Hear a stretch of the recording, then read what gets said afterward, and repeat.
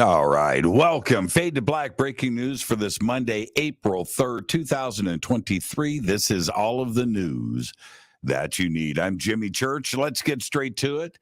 On this day in history, 1981, Ted Kaczynski is arrested by FBI agents and accused of being the Unabomber for 16 mail bombs that killed 3 people and injured 23 during an 18-year reign of terror. Fade or fact, genocide. 2/3 of vegetarians in America eat meat. A recent study by the United States Department of Agriculture revealed that 66% of self-proclaimed vegetarians eat meat. Now, in addition to that, according to a 2010 study by Maple Leaf Foods Incorporated, 43% of Canadians preferred bacon over sex. There you go. 2 fader facts today. Let's get to the breaking news. NASA has named its first astronaut crew bound for the moon in more than 50 years. The space agency earlier today announced the 4 astronauts who will launch on its Artemis 2 mission to fly around the moon, the first moon voyagers since the Apollo program. The Artemis 2 crew includes Commander Reed Weissman, pilot Victor Glover, mission specialist Christina Koch, and Jeremy Hansen. Hansen is a Canadian Space Agency CSA astronaut flying under an agreement with the U.S. and Canada. He will be the first non-American to leave Earth orbit and fly to the moon.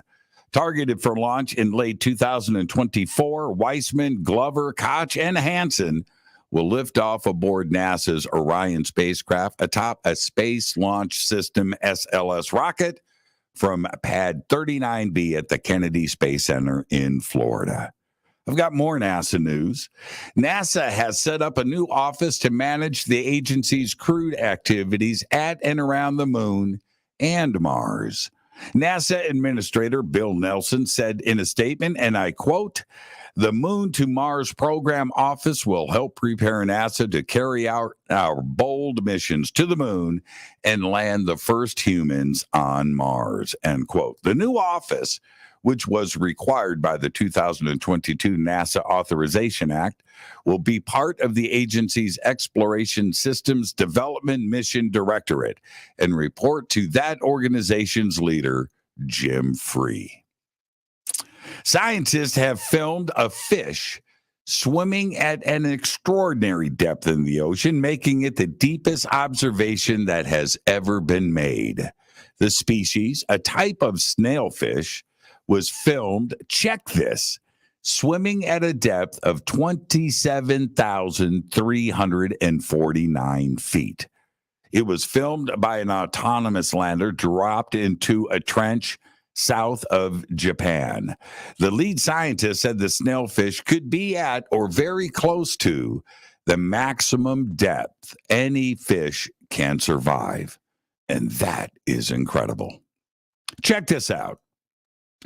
Jo Wood, the former wife of Rolling Stones' Ronnie Wood, thinks she may have been abducted by aliens. That's right. Jo says her first alien sighting was in Brazil when Ronnie, that's right, Ronnie Wood alerted her by shouting, quote, "Come see, there's something in the sky," end quote. Jo explained that out over the sea was a thing with lights reflecting on the water. She said it lifted up, went to the right, and shot across the sky at a speed that was unbelievable. She says now she has reoccurring dreams of her rising up really, really fast and then possibly being beamed back to Earth. The former Strictly Come Dancing star who partnered with Brendan Cole for the 2009 series now hosts the podcast about the ET phenomenon. It's called Alien Nation with Jo Wood. She says that she thinks, well, you know, there are good guys and bad guys when it comes to aliens. I agree, Jo. Virgin Orbit is ceasing operations for the foreseeable future and laying off about 90% of its workforce. I first reported about this 2 weeks ago. But now Virgin Orbit CEO Dan Hart has just announced the news over the weekend during an all-hands-on-deck meeting of the company, saying, and I quote, "Unfortunately, we have not been able to secure the funding to provide a clear path for this company. We have no choice but to implement immediate, dramatic, and extremely painful changes," end quote. Virgin Orbit. Wow, that's insane. Well, that Chinese spy balloon that crossed over the United States earlier this year, according to, are you ready, intelligence reports, it was able to capture imagery and collect some signals intelligence from U.S. military sites. The balloon was able to transmit information back to Beijing in real time. And the U.S. government still does not know for sure whether the Chinese government could wipe the balloon's data as it received it. That raises questions about whether there was and is intelligence the balloon was able to gather that the U.S. still doesn't know about. Still, the intelligence community has not been overly concerned about the information the balloon was able to gather because it is not much more sophisticated than what Chinese satellites are able to glean as they orbit over similar locations. But they say it's a little bit better.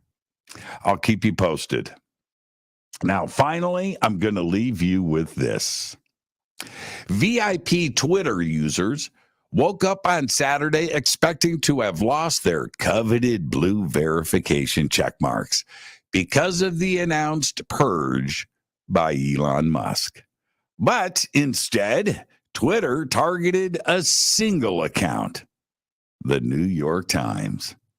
Twitter had said it would begin winding down blue checks granted under its old verification system, which emphasized protecting high-profile users at the risk of impersonation. They were going to do all of this by this past Saturday, April 1st. Well, in order to stay verified, Elon said users would have to pay $8 per month to join the platform's Twitter Blue subscription service. VIP blue checkmark holders found this weekend that their verification marks had not disappeared, but rather had been appended with a new label that read, quote, "This account is verified because it's subscribed to Twitter Blue," or is a legacy verified account, end quote. This is appearing right now on Twitter. The New York Times posted a meme this weekend about the Times declining to pay for verification.